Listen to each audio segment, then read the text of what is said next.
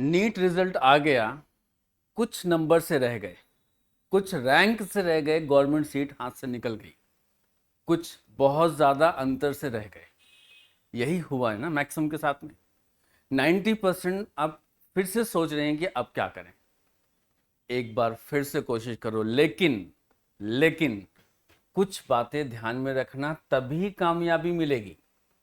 मैं जो बताने जा रहा हूं, वीडियो को लास्ट तक देखना और ध्यान से नोट कर लेना और फिर उसके हिसाब से तैयारी करना। देखते हैं कामयाबी इस बार कैसे नहीं मिलती। तो बच्चों, सबसे पहले क्या करना है, अभी आपने जो अपना पेपर दिया है, एग्जाम दिया है ड्रॉप करने से पहले, तो उसमें आपका एनालिसिस कितना स्ट्रांग है, आपका सेल्फ एनालिसिस कितना स्ट्रांग है। कहीं ऐसा तो नहीं कि हमने देखा ही नहीं, जो आएगा देखेंगे बाद में पढ़ लेंगे, ऐसा नहीं करना। आपको तैयारी करने से पहले आपकी कमियां आपके हाथ में होनी चाहिए कि मेरे को कहाँ पे प्रॉब्लम है। जैसे कुछ बच्चे बोलते हैं कि बायोलॉजी तो हो जाएगा, आसान है।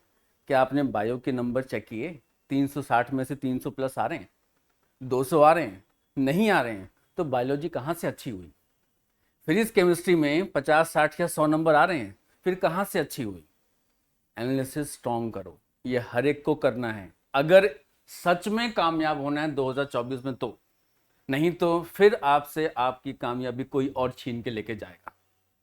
तो सबसे पहले एनालिसिस, फिर उसके बाद एनटीए और एनएमसी कह चुका कि सारा एग्जाम, सारे क्वेश्चन एनसीईआरटी से बन रहे हैं, एनसीईआरटी, इसके अलावा कुछ नहीं।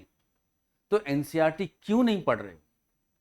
आपको पता है जो 700 प्लस लेके आ रहे हैं उनको एनसीईआरटी रटी हुई है, एनसीईआरटी का एक एक पेज नंबर याद है, उनको पता है कि क्या लिखा हुआ है कहाँ पे। अगर क्वेश्चन देखो ना, बता देंगे ये क्वेश्चन इस पेज से इस लाइन से आया था। आपको ऐसा याद है? आसपास क्यों भटक रहे हो? कौन से मॉड्यूल चाहिए, कौन सी बुक्स चाहिए, कौन सी डिम का फलाना चाहिए? एनसीईआरटी तो कर ही नहीं रहे हो।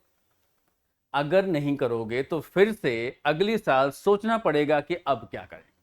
तो एनसीईआरटी से बाहर मत जाना बच्चों। मैं खुद जेपीटी बायोलॉजी एकेडमी में एनसीईआरटी ही पढ़ाता हूँ। एक एक लाइन, एक एक चैप्टर का वर्ड सब कुछ याद कराते हैं और उसके बाद लिंक करते हैं कॉन्सेप्ट को कि कौन सा कॉन्सेप्ट किस चैप्टर से कहाँ पे कैसे जुड़ा हुआ है, फिर क्वेश्चंस करते हैं, वो भी टाइम के अंदर। सब एक एक करके बताऊंगा। तो सबसे पहले क्या करना है आपको, एनसीईआरटी बुक उठानी है, एक रजिस्टर उठाना है हर सब्जेक्ट का, और पेन लेनी है हाथ में, और मोबाइल फोन को स्विच ऑफ करके उल्टा कर देना है।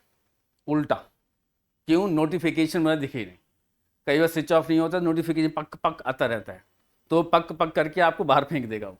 उल्टा कर दो अगर सच में चाहते हो। और अगर चाहते हो कि करना है बट उतना भरोसा नहीं है, तो मोबाइल सीधा रखो, पढ़ो, और थोड़ा ध्यान वहाँ दो, थोड़ा यहाँ दो, अगले साल फिर देखते रहना। मोबाइल उल्टा कर दो, ठीक है? पढ़ते समय दूर।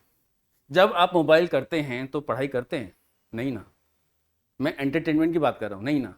तो पढ़ते वक्त वो क्यों आ रहा है? इसको पहले करना है सही। तो ये हटा करके फिर एनसीईआरटी का एक टॉपिक पढ़ो, एक चैप्टर पढ़ो, उसके साथ उस पढ़ने के बाद में किताब बंद, आधे घंटे रिलैक्स करो, आसपास चले जाओ कहीं, खुद को एक्सप्लोर करो, वापस आओ, रजिस्टर खोलो, जो पढ़ा था फिर लिखना शुरू कर दो। देखना नहीं अभी, अब एनसीईआरटी नहीं देखनी है, अब सिर्फ जो आपने पढ़ा था दिमाग में रखते हुए उसको लिखना शुरू कर दो। लिख के बंद कर दिया, ठीक है? फिर चले जाओ बाहर, आधे घंटे के लिए फ्री टाइम, मोबाइल नहीं उठाना है, बाहर निकल जाओ, फिर वापस आओ। एमसीक्यू का कोई भी बुक उठा लो, दिनेश है, फिर ऑब्जेक्टिव, ट्रूमैन से कोई भी उठा लो, उसको ओपन करो, उस चैप्टर के क्वेश्चंस करो, और साथ में स्टॉप वॉच, घड़ी रखना है। आपने 50 क्वेश्चंस कितनी देर में किया रिकॉर्ड रखना है, उस टाइम को लिख लो कि मैंने इस टाइम पे शुरू किया था। सपोज मैंने 2:30 पे शुरू किया, तो 50 क्वेश्चन मेरे 2:59 पे ये लिखना है, 3 बजे नहीं लिखना है क्योंकि 1 मिनट का फर्क है। तो इस टाइम को लिख लो, फिर देखो आंसर निकाल कर कि मेरे कितने सही हैं। अगर आपके चैप्टर पढ़ने के बाद, नोट्स लिखने के बाद में 50 में से अगर आपके 40 प्लस क्वेश्चन सही हैं और 2 या 3 गलत हैं, तो समझो आपकी तैयारी बहुत अच्छी है, आपको किसी के पास जाने की जरूरत नहीं है। अगर आपको लगता है डाउट ये नहीं हो रहा है, इस वीडियो के नीचे कमेंट में बताना मुझे, मैं आपको फिर गाइड करूंगा क्या करना है। इस बार आपको नहीं हारने दूंगा, लेकिन आपको चलना ऐसे पड़ेगा। और जिनके मार्क्स बच्चों 300 या उसके आसपास नीट में अभी रिजल्ट में आ रहे हैं, आप भीड़ में क्या कर रहे हो मुझे ये बताओ पहले। भीड़, मेले में तो गुम होने का डर है, क्योंकि वहां पे जो उस भीड़ में जो धुरंधर है वो तो आपको पटक देंगे फिर से। ऐसे बच्चों को इंडिविजुअल अटेंशन की जरूरत होती है। बैठ के टीचर उनको बताए कि आप ये क्यों गलत कर रहे हो। इसके लिए आपको थोड़ा और सर्च करना पड़ेगा गूगल में, रिफाइंड सर्च, कि मेरे लिए टीचर कैसे बैठ के पढ़ाएगा। तो वो ढूंढोगे तब समझ सकते हो कि 300 से आपका 400 जाएगा, 400 से 5, 6 और 7। और अगर ऐसा नहीं किया, 200-300 के बैच में पढ़ा, तो 350, 350, 350, गलती से 400 आ गया, 400 फिर 350, यही चक्र चलेगा। सुदर्शन चक्र गोल गोल घूमता था ना, आपका मार्क्स का चक्कर ये गोल गोल घूमता रहेगा। हमें मार्क्स को घुमाना नहीं है, मार्क्स को यूं आगे लेके जाना है।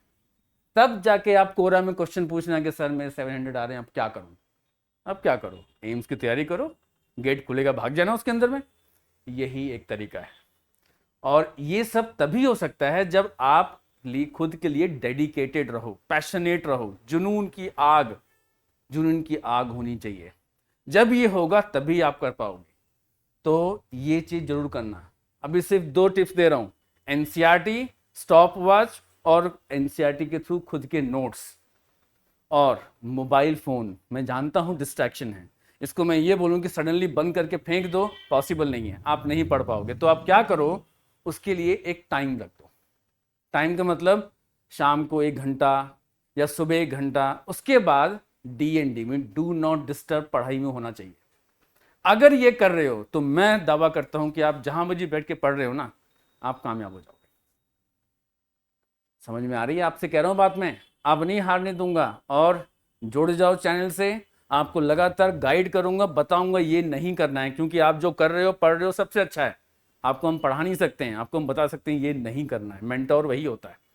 और इंडिविजुअल तो शायद दूर से गाइड ना कर पाऊं, लेकिन यहां पे बता दूंगा वीडियो के थ्रू कि आपको ये नहीं करना है।